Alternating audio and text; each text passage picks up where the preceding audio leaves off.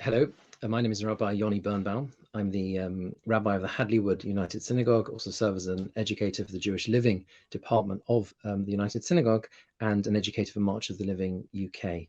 Let me begin just by thanking Yom HaShoah UK for putting together this incredible program over last night, over today, really in difficult circumstances.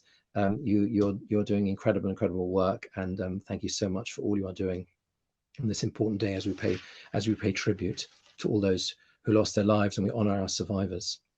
The title of this session is Spiritual Resistance in the Holocaust.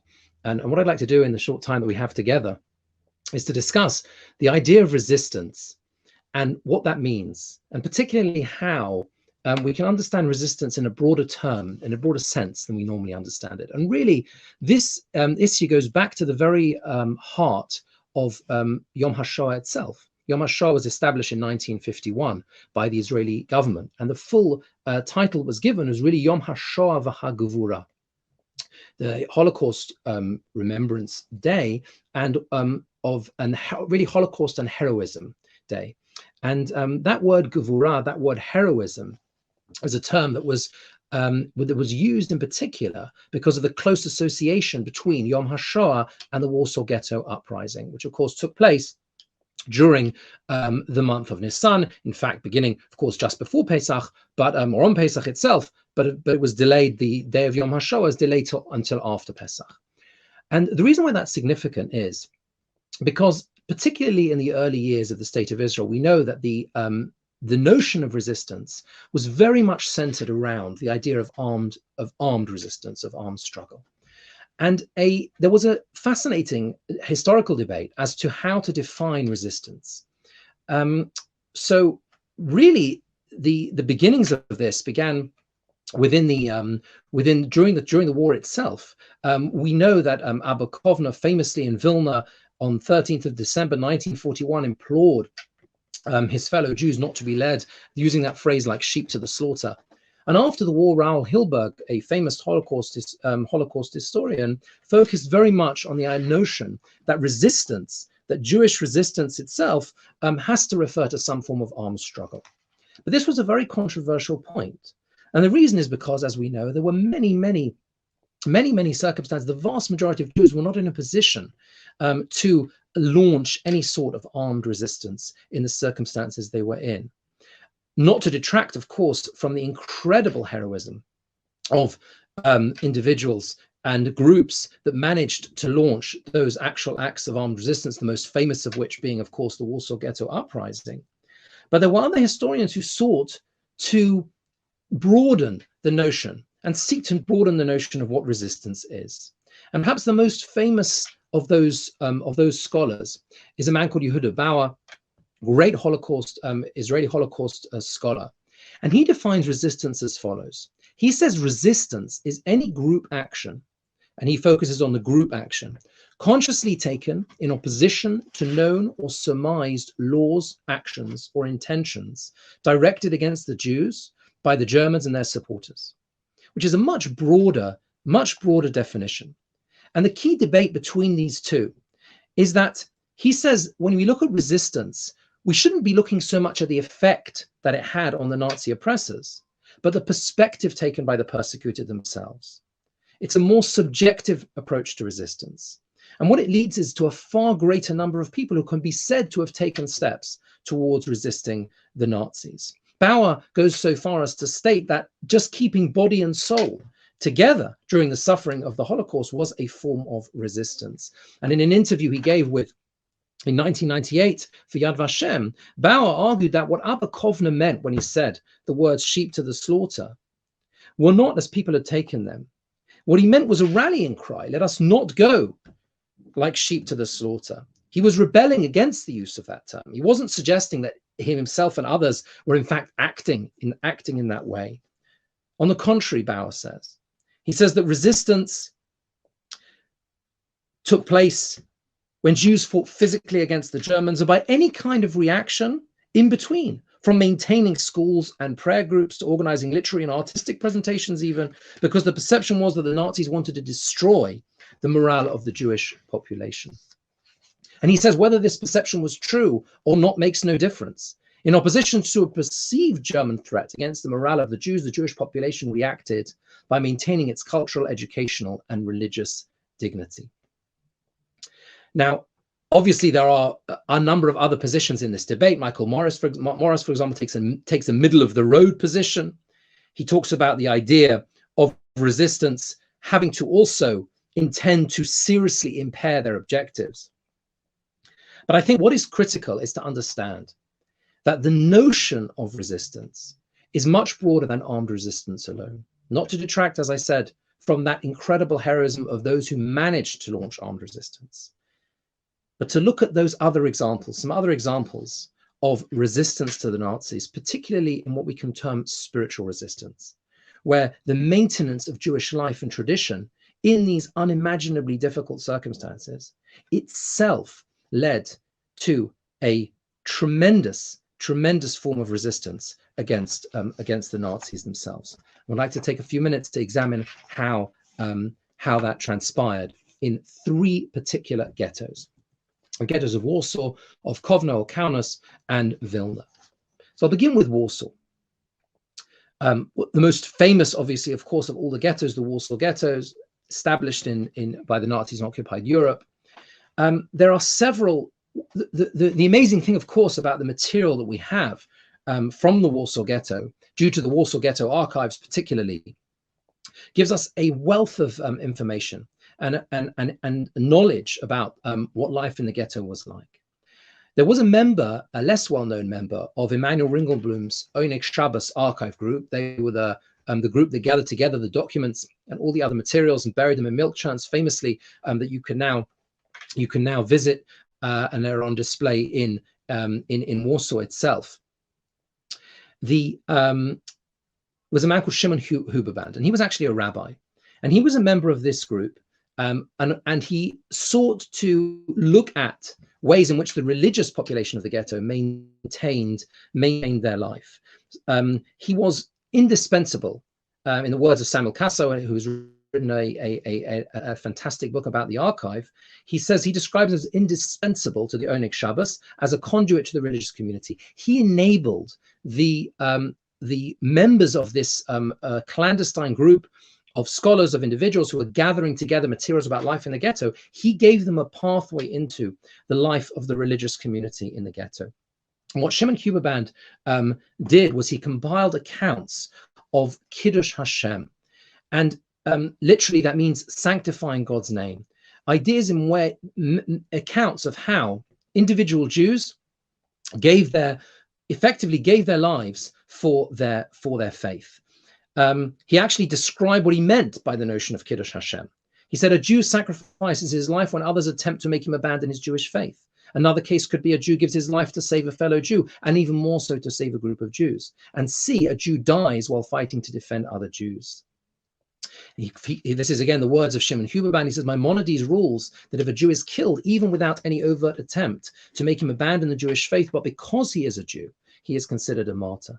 So Huberband told and related and recorded stories of a rabbi, for example, who refused to tear apart a Torah scroll despite a Nazi order to do so, and as a consequence was burnt alive together with a scroll.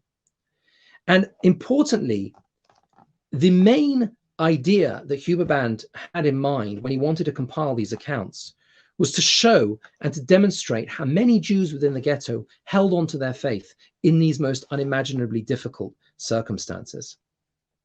He describes an account of a certain Yosef Paikus in the ghetto, who was sentenced to death for leaving the ghetto, yet managed to write a final letter to his wife, which contained an ethical will for their son, because that was foremost in his mind at that time in his last moments.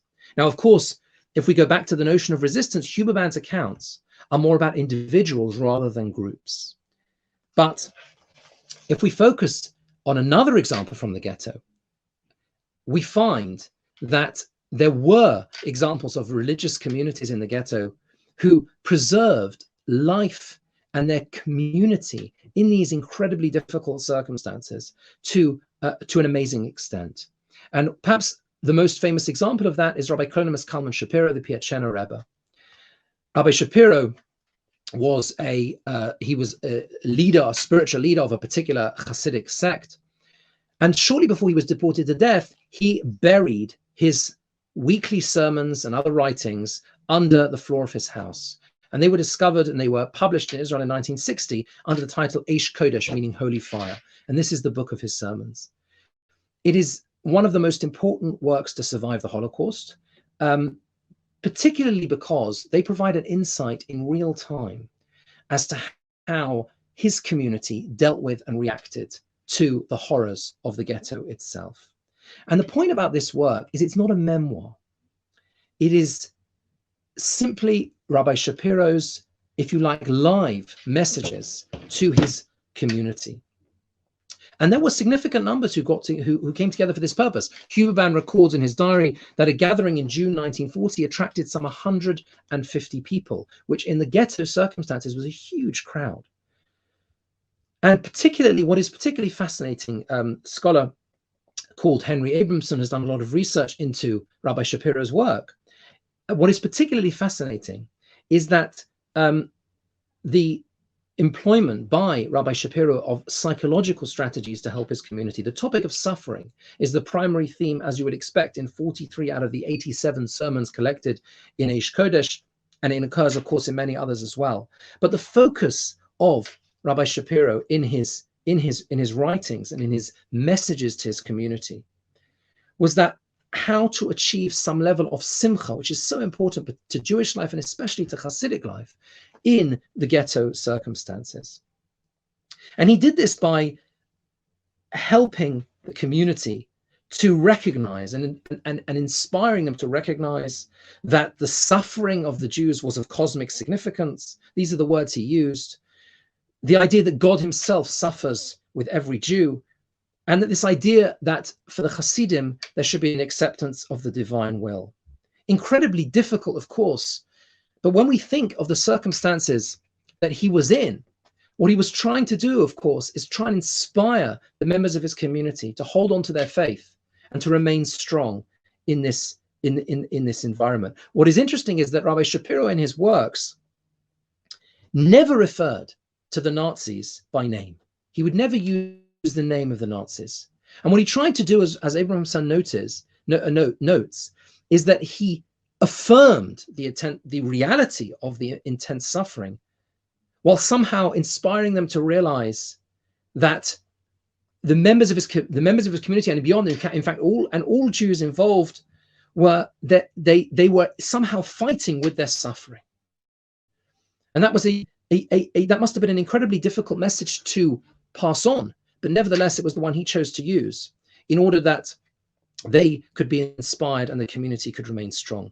In this sense, if we think about how the Nazis were psychologically trying to break down the Jewish spirit, efforts of individuals like Shimon Huberbrand, Rabbi Huberbrand, and Rabbi Shapiro are really very, very significant, because they were a direct opposition. They were a form of resistance to those psychological strategies. They were an attempt to demonstrate that the Jews were not subhuman.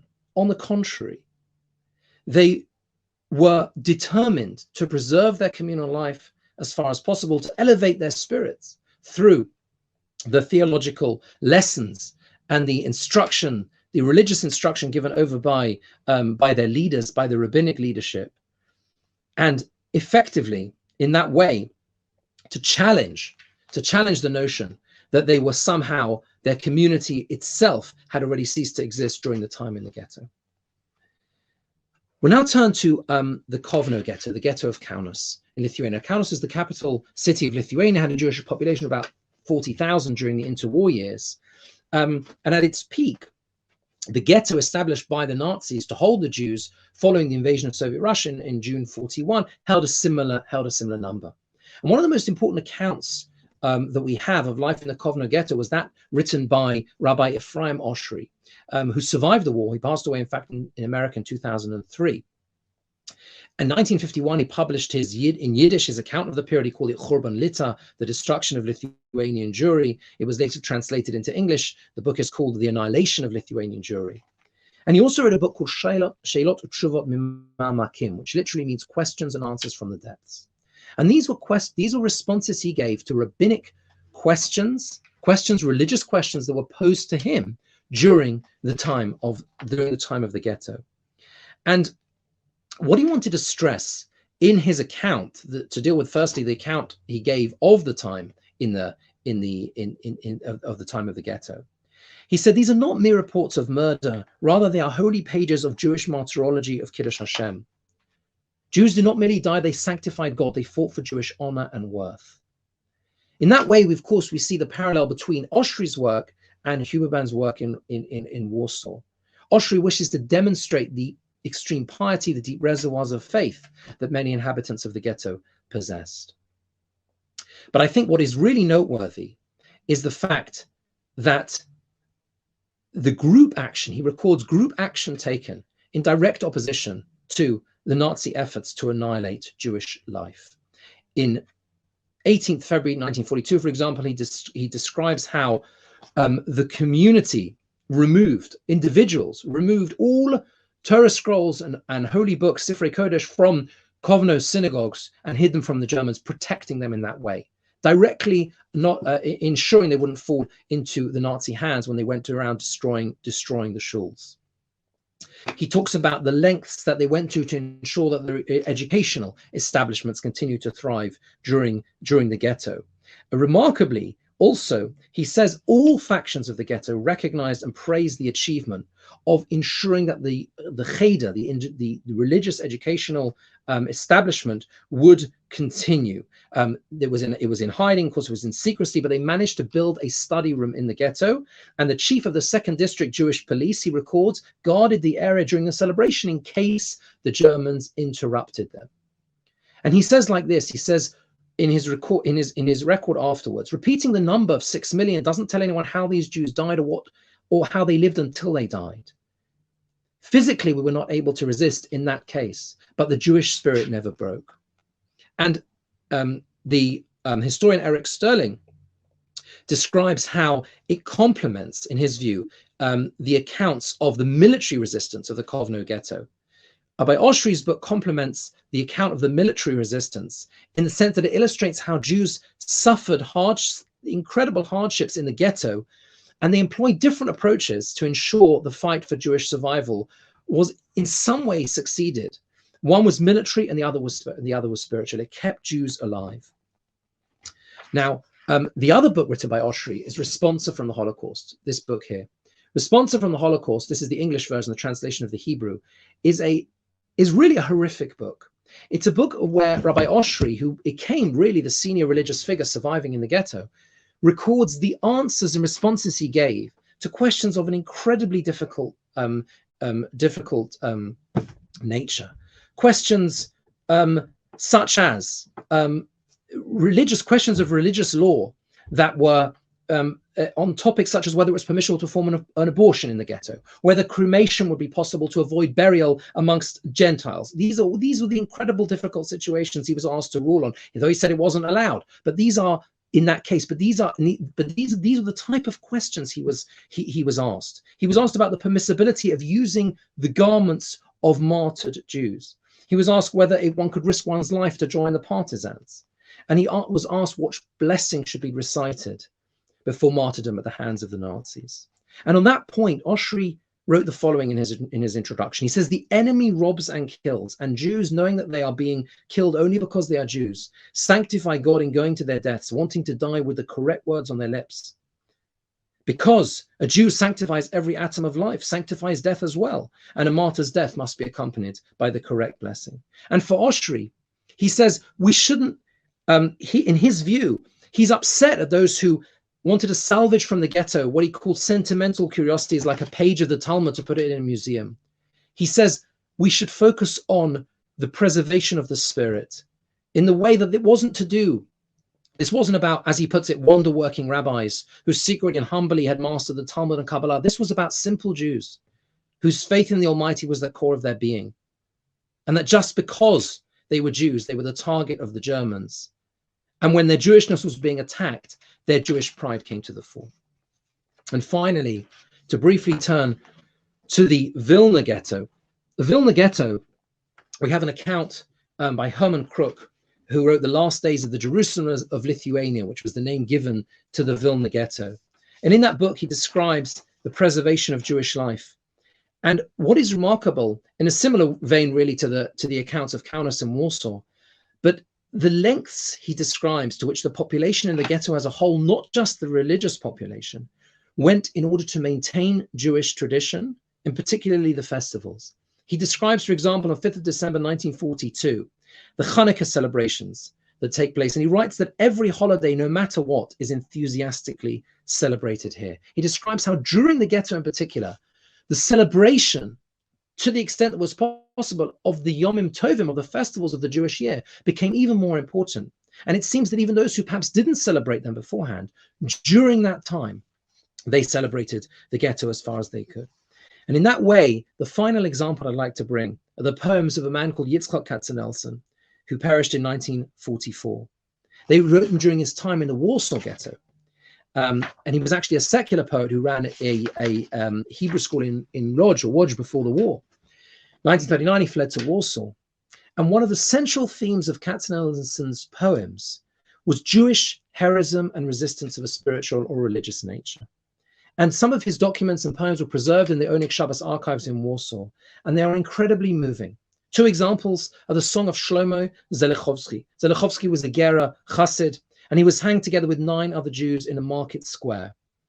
And he told his fellow Jews to somehow maintain a level of simcha, and he led them in the recitation of the Ne'ilah prayer that we say at the end of Yom Kippur. And in Katzenelson's lyrical poetry, he describes this chassid leading these other Jews with the following words. It says, "Sing, Jews, to die like a Jew, such an honor. We are blessed. We die for our people, thanks sanctification of the name.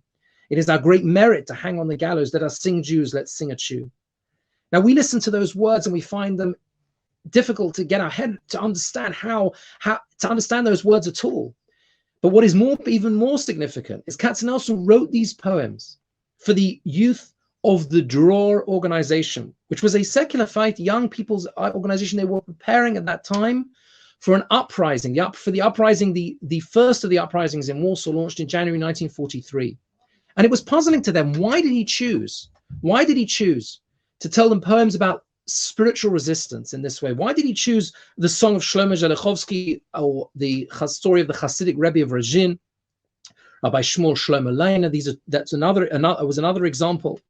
And the idea, as Casso explained, is that Katzenelson wanted to convey that their task, these young members preparing for the military uprising, was never to succumb to passivity and helplessness, to remain a Jew and to remember that they had work to do.